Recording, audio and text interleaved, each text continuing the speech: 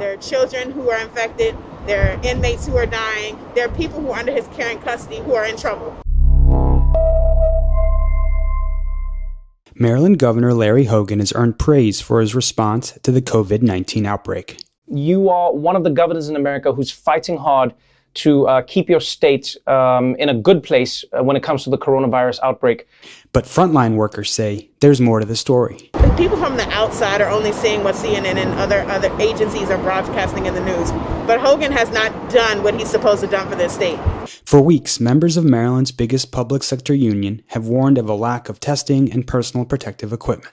The Maryland affiliate of the American Federation of State, County, and Municipal Employees, AFSCME, staged a socially distanced car caravan in Baltimore on May 19th to demand more testing in the state's hospitals, prisons, and juvenile facilities. Ashley Watson, a case manager at a juvenile detention center, says the lack of PPE and safety protocols are putting her coworkers and young people at risk.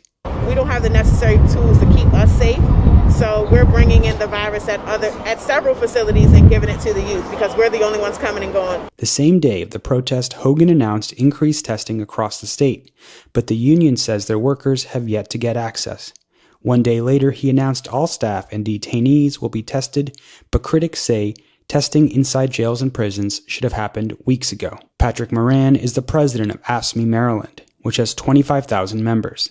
70% of the people that have the virus in the prisons are the employees themselves. So it is clear there was a 12% uptick in the last week in the prisons alone.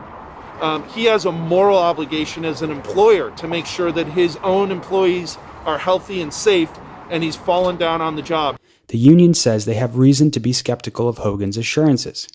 Hogan was praised in a widely covered announcement that he had secured 500,000 tests from South Korea on April 20th.